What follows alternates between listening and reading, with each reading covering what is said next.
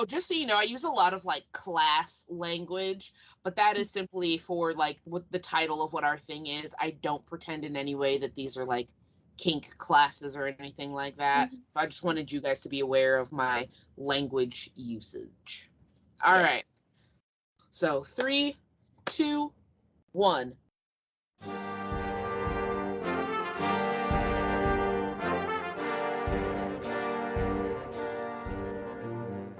Welcome to Brat University, a place where we talk about ethical bratting and kink 101 topics. But like any good university, there are some rules that need to be followed while you are here. This is an 18 plus podcast, so if you are under the age of 18, we ask that you stop listening now and come back when you are of age. Second, any of the knowledge in this podcast is based upon the knowledge, experience, and opinions of those who appear on the podcast. Please make sure that you are doing your own research following the listening of this podcast. And last rule, make sure to have fun and enjoy. Oh, how it's been so long. We're so sorry we've been gone. We were busy writing songs for you. Oh, how it's been so long. We're so sorry we've been gone. We were busy writing songs for you. Don't have to worry, 'cause we're still the same band. Hello and welcome back. I know that's not our normal opening song, but I feel really bad that we have been a rather quiet university. We took our students were on break. We have awkward break schedules at our university. Yeah, long fall break. And so we're back, and as always, I'm one of your professors, Brat-tastic, the Brat Coach. And I'm Tatiana, the Chaos Brat. Havoc could not be with us right now, but that is okay. They have not gone away. They are simply just absent at the moment. All right, so for today's class, our topic is Twue Way-isms in the kink community, but specifically how it relates to bratting. Do you want to lead this? Definitely a huge topic. It really is. Do you want to lead this, or are you okay with me starting it off? If you have something to jump off from, go for it. All right, so when it comes to bratting, I always the biggest thing I always hear is like, that's not how a submissive is supposed to act. And it's the Twue Way-ism of people saying that submissives have to be obedient and you're not allowed to talk back. And I don't know if everyone has heard this term, but I feel like it goes back to a lot of like old guard stuff, even though old guard's not an actual thing. It's a thing, but it's not a thing. Like, everyone knows the term, but it's not an actual thing. Yeah. And isn't the guy who like kind of pioneered that, hasn't he moved on? That's what I've heard. And it was based on... He's distanced himself. Yeah, because his titling of that was based on some like BS. A lot of like, I believe it was a lot of like into like the Gorian style of things, and like male should be like this and female should be like that, and so yeah, that is our Twue Way-ism that we're going to talk about, and about how a submissive should be, and how brats don't fit that mold. And I don't know, I feel like I'm a brat that definitely does. One, their biggest thing is, you're not being obedient. And I'm like, well, technically by me bratting, I'm doing what my dom says or what my dom wants. Yeah. And so I'm actually listening. Like, I keep hearing that sound, honestly, on TikTok, and it's meant to like piss brats off. But I feel like it just proves the point, because it says if you're a brat that is with a dom that likes brats, you're just a good submissive doing what your dom says. Yeah. And I'm just like, I know it's meant to be funny, which it is, but I'm like, it just proves the point that we are submissive. Someone commented on one of my TikToks saying that, and I was like, yeah, I know. Like, I wouldn't do it if it genuinely pissed him off. I'm not in the business of making people mad for no reason. And I think that's the part that people miss. Like, brats don't do it to piss their doms off. They do it to, get a rise out of their dom. And I think a lot of that has to do with I don't know, just it's for the fun. And if you're actually pissing somebody off, it's not fun anymore. Yeah.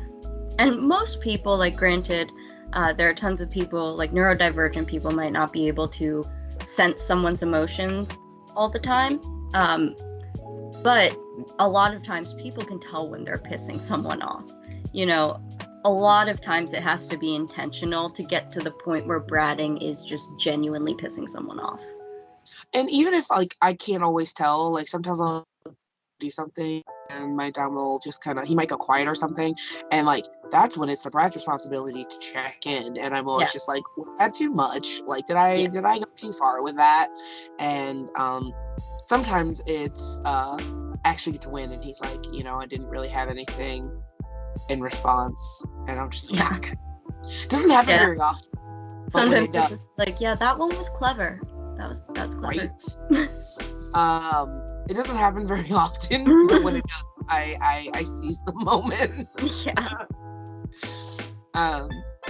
Yeah. With the whole one true way thing, I think it's very, very black and white, which is, in my opinion, never really a good way to think, because even if an issue is right or wrong or mostly black and white, there's still nuances to almost every single situation and issue that can be thought of. And I think a lot of the one true way people that I've come across very much see things as, oh, it has to be an MS dynamic. That's like the real way you do it. And then it's like, no. Or a big one I've heard recently is you can't do platonic kink. And just all these absolute statements that are immediately excluding huge groups of people, like what you said with females must be this way, males must be this way. There are people who don't fall into that binary, or people who kind of slide, I just bumped my coffee, slide with, like, into both sides of it, you know? And so there's a huge group of people, because so much of the kink community is in the LGBTQIA+ community as well. Those people aren't included in those male-female definitions. They aren't, and sometimes I feel bad because I often on my videos only gear it towards, like, male dom, female submissive, but I try, if it's not about someone doing something to me specifically, to make it gender neutral. Because if it's me specifically, I even with me being omnisexual, and if you don't know what that means, please go look it up. It's what the best way I can describe myself, and don't have time to go into it right now. But, like, you know, I like multiple genders, but when it comes to being dominated for whatever reason, I prefer it to be male. I have never wanted nor want to be dominated by a female. So when it's from, like, my perspective and someone doing something to me, it's always a male figure. Yeah, I've been thinking about why I don't like being the dom or even the top or being in charge of anything with a male in, like, a kink situation. And I realized for me it's because it would be so unrealistic. Just in my mind, I would be having to act too much because, you know, I'm 5'1". A lot of people can overtake me. So if I were trying to overtake someone else, we'd have to be playing pretend. And that just, I can imagine that is kind of silly. Your sound just went out.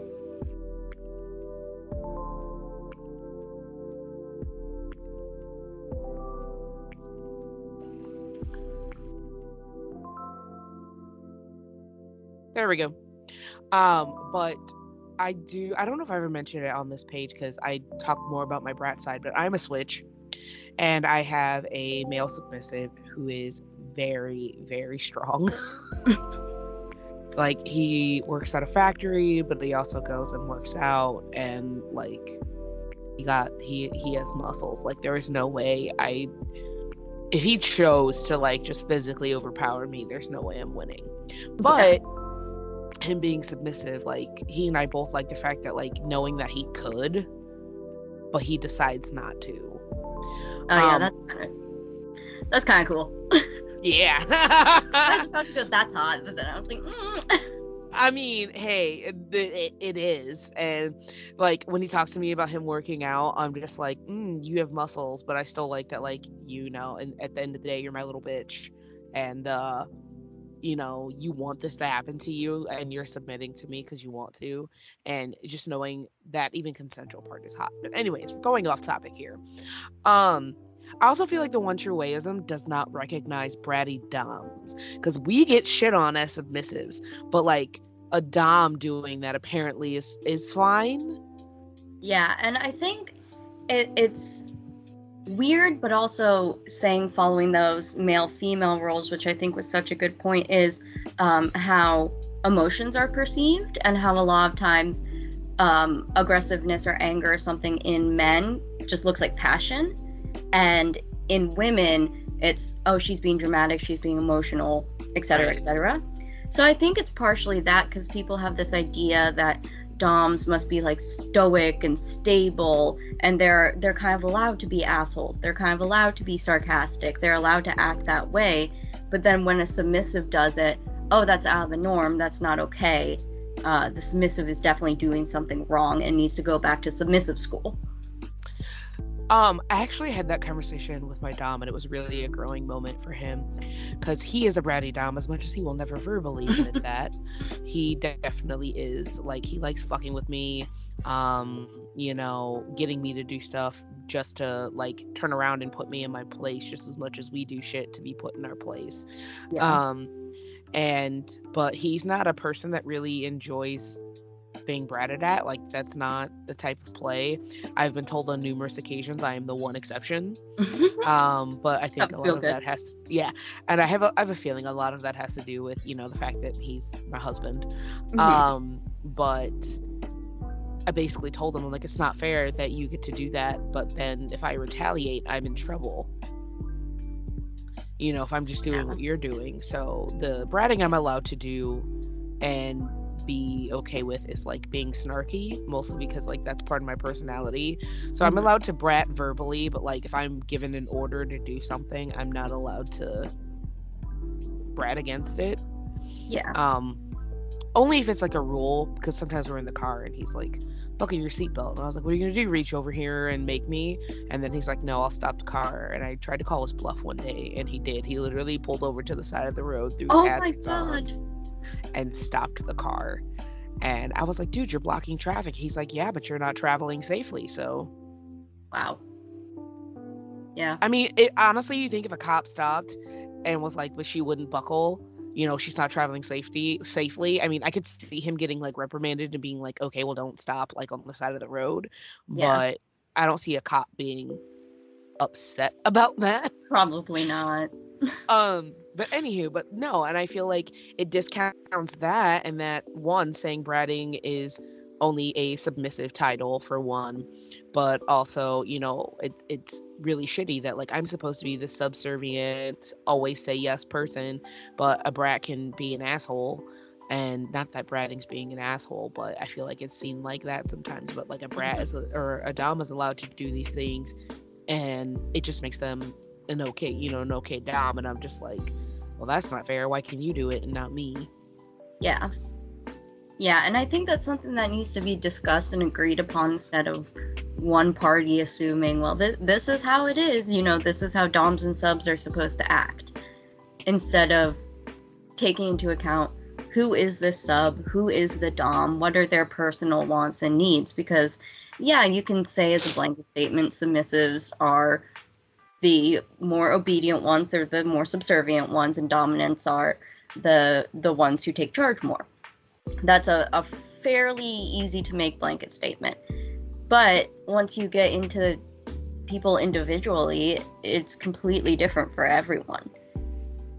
So I know we said we're trying to state a bratting, but I am curious, are there any other like One True Way-isms that like have been told to you on anything else that like someone was like, no, this is not what you're supposed to be doing? Oh, there are so many. There was one video I made where it was talking about, like, making fun of him for being a nerd. And I'm just as much of a nerd, but we're nerds about different things. And Right. so he hands it right back to me. But someone commented and was like, this is toxic, this is too far, stuff like that. And I was like, I do know his limits. I am Right. very aware of that. You know, there are some things that people will just say, that's too far, that's not right. And it's like, yeah, but we're together. And Right. you're, I'm like, if he didn't like it, he would leave, right? Like, he's an intelligent adult. yeah. And he'll tell me when he doesn't like things I do.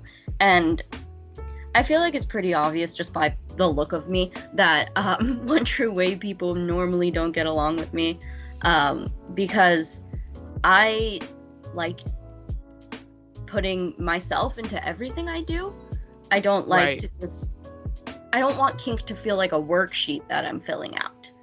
So I prefer it to be customized to me and to my dom. So there are things like how I talk about breaking rules. People say, that's totally not okay as a submissive, that's not even bratting. But what I've explained time and time again is we have made brattable rules. We've made Right. rules that are written down on their own little Discord server that say what I can brat against. And they're still rules because there's like punishments with them, but they aren't like the rules where, you know, I have to eat my meals and stuff. I can't brat about that. Yeah. Same with me and my meds. Yeah, but bratting about sticking my tongue out at him or something, that's not something that deeply offends him or offends his dominance. I feel like that's a big thing with a lot of doms, young doms, old doms, any insecure dom. And I'm sure every dom has these moments, but just kind of thinking that there is no room for negotiation after what they've said. Right. Like, of course I have my rule about my meds, and we recently added one. Every day I have to take a Sharpie and write some sort of like positive affirmation on myself somewhere, and it has to stay there the whole day. One that helps me with just like my mental state because I have a hard time staying positive, but also he's like, this reminds you to take a shower because it's written in Sharpie. He had to catch me because and this is where I bratted a bit. I was like, I realized makeup wipes are really good for removing Sharpie. And so I just took the wipe, and he's like, no. He's like, you're not allowed to use this. And like, that's all he could say. You know, because he didn't specifically say I had to shower to take it off. He just said, this is there to, you know, also remind you to shower. It wasn't necessarily part of the rule. And he was like, no. And then he was like, I understand you don't have the spoons, and someone can judge me that I say this, but like, I don't shower every day. Honestly, if you look it up medically, it's not the best thing for your body either. Yeah, I realized that the more I shower, the more dry skin I have. And it's I don't know where you live, but I live up in the Midwest. I live in Indiana, and it is snowing right now. It's supposed to melt by like Tuesday because it's going to be like 47 degrees. But for like the last few days, and I think up until Monday, it's gonna snow. And I'm like, I'm not trying to dry out my skin, you know. And plus, he knows like my moisturizing routine. I put on like coconut oil all over my body and then seal it in with lotion once it soaks in, and it, you know, basically makes this protective layer on my skin. If I get in the shower, I have to do that all over again. So he was like, you know, he's like, you can do this, you know, like once. So making sure that I shower at least every other day. And I'm like, okay, that's acceptable. But it started with me being a brat and being like, well, you didn't say that I had to shower to take this off. Yeah, and that's another one. I feel like my head is just coming up with these One True Way rebuttals of being like, well, you should have known that. Obviously, you know, that's what we would hear from somebody who thinks that bratting as a whole is wrong for a submissive. Is, well, you should have just figured that out yourself. not try to Oh, look trust me, I knew what he wanted, but like that's the bratty part is like picking out the loopholes and being like, well, you didn't say it out loud. Yeah, that isn't written down. Mm-hmm. So we had to make an addendum to that rule in my notebook. We've had to do that too. But one that I heard, and it was really shitty because this was right in the beginning of like my kink journey. I was part of like a local group, and they did munches, but they also had like discussion classes. And I don't know why it got brought up, but someone talked about, you know, being a switch, and they said that switches were just dominants that hadn't realized they were submissives yet, and that they were trying to be dominant, because if you were a true dom, you would never let someone like dominate you. Yeah, that's so weird to me. It also follows the line of like, you have to be a sub before you're a dom. So like being a dom is leveling up in a way. Mm-hmm. Which I think it's great for everybody to have both sides of the experience. But if that freaks you out or you genuinely don't want it, why are you going to go chasing that? You know? I do tell people, I'm like, okay, I get, you know, and I'm totally okay with not being being submissive or like even like doing a scene if you're going to be a dominant. But I've always told people talk to submissives. Mm-hmm. When, you know, because like you need to understand things from their experience. Like I even do that with my dom, and I'm like, you know, why do you like certain things and blah blah blah, and that more goes with our negotiation topic. But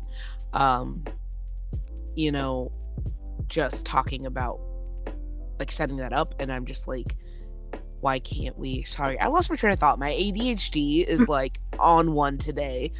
I lost my train of. It really is. Like I'm talking, and all of a sudden my brain just stops, and I'm like, what the hell was I talking about? What was I talking about? You were talking about how it kind of went with negotiation, and I just said about how like being a dom is a level up, and you were saying, oh yeah. And I remember what my one true way-ism is. And but no, and then I said I tell people to talk to submissives because you have to understand things from both perspectives. And then I was saying that I talked to my dominant about like what his perspective on things are. Like when he said he's not really into like, you know, bratty submissives, and I was like, okay, where does that come from? Because one, I wanted to make sure it wasn't toxic and being like, you know, all submissives have to act like this. And he was like, no, I understand it. He goes, I just don't. He goes, I like my submissives to be very compliant. And he's like, I don't want someone to struggle against my power. And I'm just like, okay. I'm not going to lie. The bratty part of me in the back of my head was like, you couldn't handle me. And then I'm like, Zoe, that's toxic. We don't say that about people that don't like brats.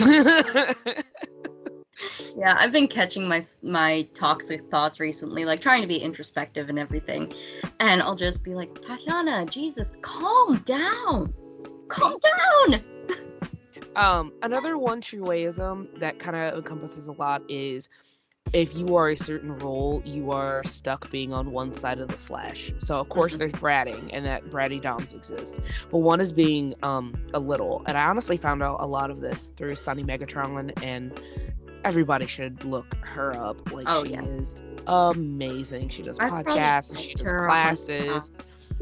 And like she does classes, podcasts. I think she's written a book or at least a few articles on things. I know she's done TV. Oh yeah, she's got a show, I think on HBO or Showtime. It's one of the two. But yeah, so definitely check her out, you know. Small plug at Sunny Megatron. But like being a little, like you can be a dominant little, and at first I didn't understand that, and that was until I got to with my most recent partner. Out of the bedroom, like he's very much daddy, but daddy in the sense that like he wants to give me what I want. And you know, but like in the bedroom it's different when it comes to like physical stuff. But you know, if we're out and I want something, as long as he's able to, like he gives it to me, whatever we want to eat is what we're eating that night. And you know, so I'm just like, in a way, at least in that sense, I'm like, I feel like I wear the pants here. Yeah, in some ways I can relate to that in the little sense. And my being a little age regression. It's part of trauma. So try not to delve too deep into this, especially for the armchair psychologists who might be listening. Right. But I was a very, air quotes, mature child. And I wanted to make sure that all my friends were safe and okay. So I was the craziest and the most responsible at the same time somehow. And right. So now, even when I'm like little me, I still want to protect other people. So when I'm around other littles, I'll have a more babysitter energy. And right, yeah. That's why I like to call it, because it's definitely not a caregiver, but it's not like the same amount of little. So I'm like, I'm a babysitter. It's why, like, even on my TikTok handles, the Brat Coach, and I feel like with other submissives, I take on this like leading role, especially in, you know, if my dom has another partner and they're submissive and we end up like doing stuff together, more often than not, I'm like, you know, I'm co-topping them, but still submissive to him. Like I'm there as a tool, but, and I just, you know, want to protect. I like to teach. It's why I do this. And I just have a very, I think outside of being like actually dominated, I have a very just like leadership role and very take charge person. I totally follow that like stereotype that if like they're submissive, they're probably dominant in their yes, me too, day-to-day life. And I'm like, yeah, but then I realized I was a switch. Yeah. Which, funny enough, when I mentioned it, a lot of people were like, yeah, we knew that. It was about the same when I came out as bi when I was like 8, and I told my mom and my siblings, and they were like, yep. My parents were shocked when I told them. I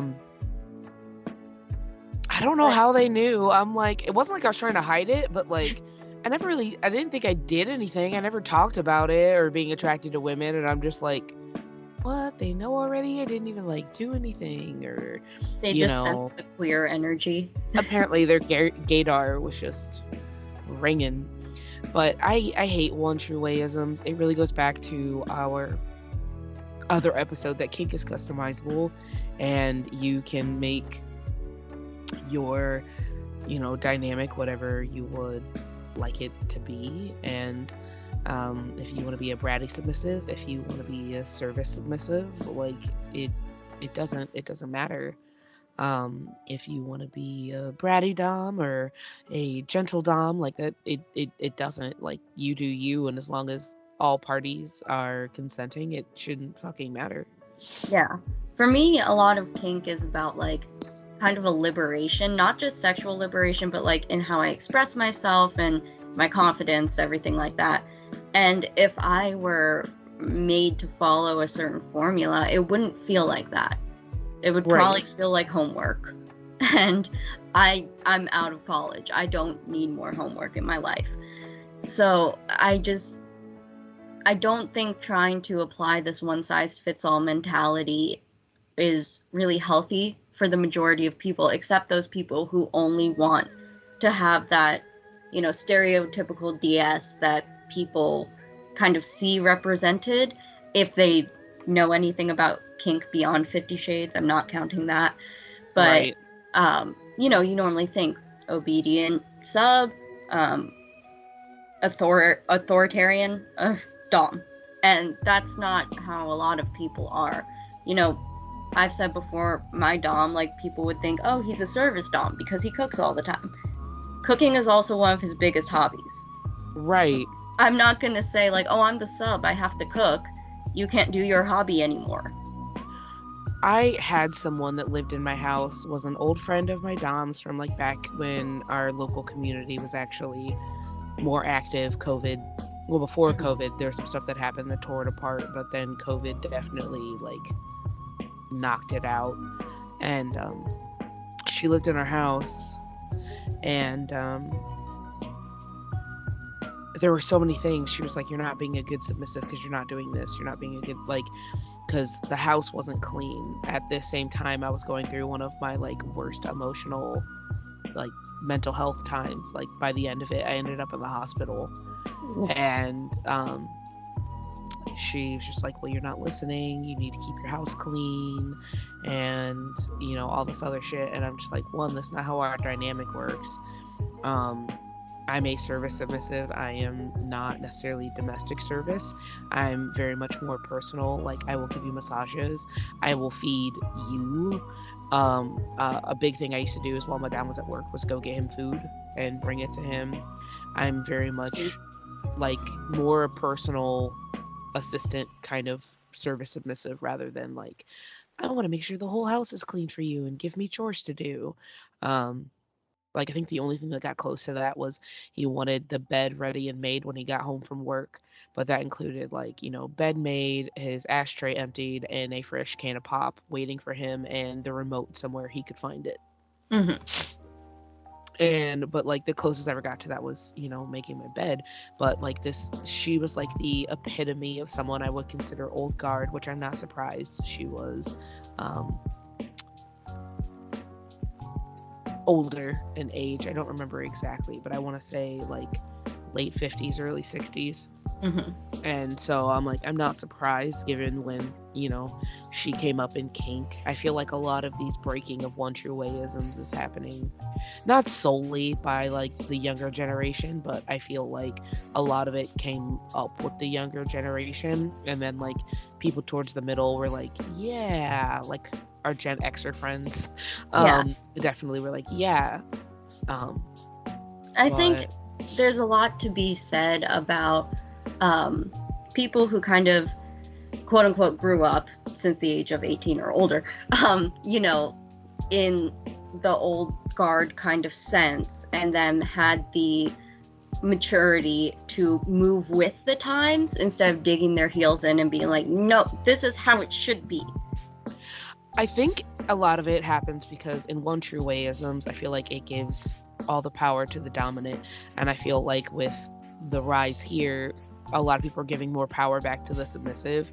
Like, I used to think I had to do whatever my dom said when I said it, and I'm gonna tell on myself. I got into kink when I was 17. I was a freshman at college, and got exposed to it. It was also around the time 50 Shades came out, and I knew what I liked to watch when I fiddled the diddle by myself, and I was like, this seems to coincide, and I got curious, and I dived into it, and honestly, it's probably why a lot of the shit that happened to me did, but like, I got taken advantage of because I thought like, this is what a submissive is supposed to be. You're just supposed to say, shut up and say yes. Yeah. And I feel like a lot of that happened in a lot of like an old guard way, like you just do whatever your dom says. But now people are really realizing like there's power on both sides. Yeah. And I literally mean both sides.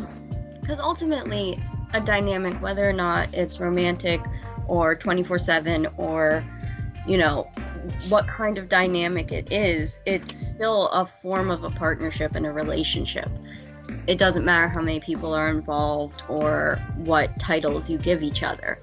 You still need to be able to communicate and discuss what you want in a way where you're both acting like mature adults, which is why something that really confused me about 24/7 dynamics before I realized I was literally in one was that a lot of people would refer to always being in subspace.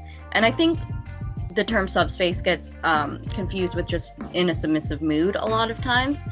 But I was like, first of all, how do you sustain subspace for that long? Also, are you sure it's a good idea to negotiate in subspace? It wasn't till later I understood they weren't talking about subspace, they were talking about a submissive headspace in general.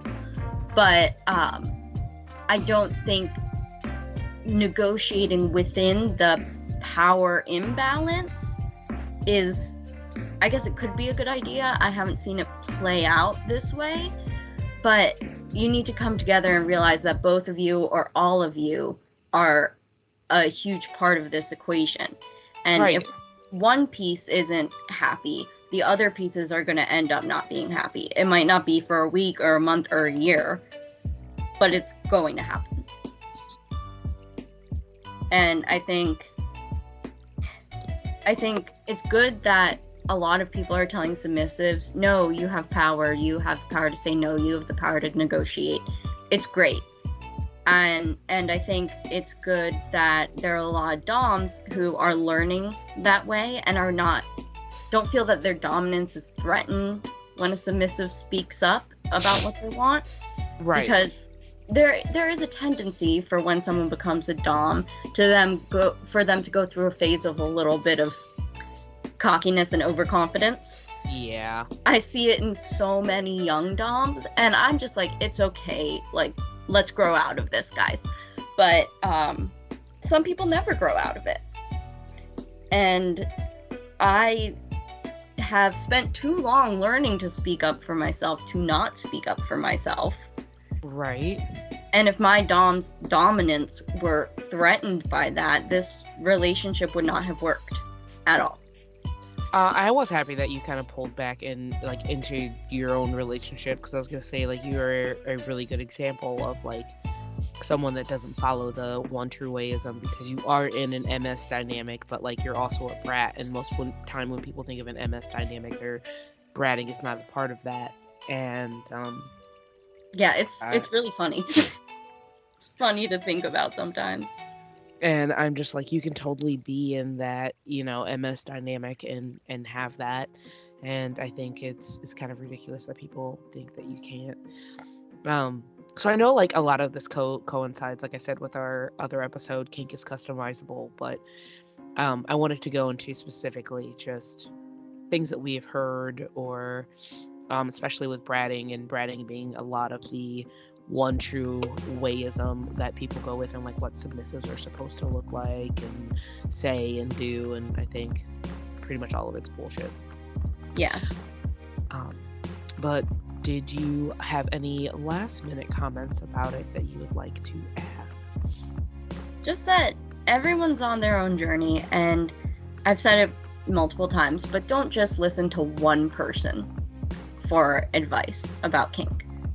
Get as many resources as possible, because there's bound to always be at least one person who's going to be like, no, this is wrong. And if it's not negatively impacting your dynamic, or say it's positively impacting your dynamic, no one has the right to tell you this is wrong, because they don't know what's wrong for you. Agreed. Well, that is the bell, which means our class is over for today.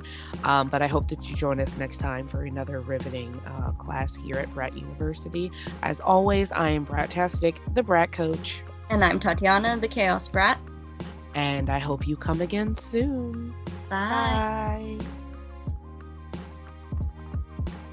Did you like what you heard? Then make sure to never miss a class. You can find us on one of your favorite podcatchers, which include Apple Podcasts, Google Podcasts, Podbean, Spotify, and Good Pods. You can also find us on Twitter and TikTok at Brat University. Make sure to look in the show notes below to join our Discord server.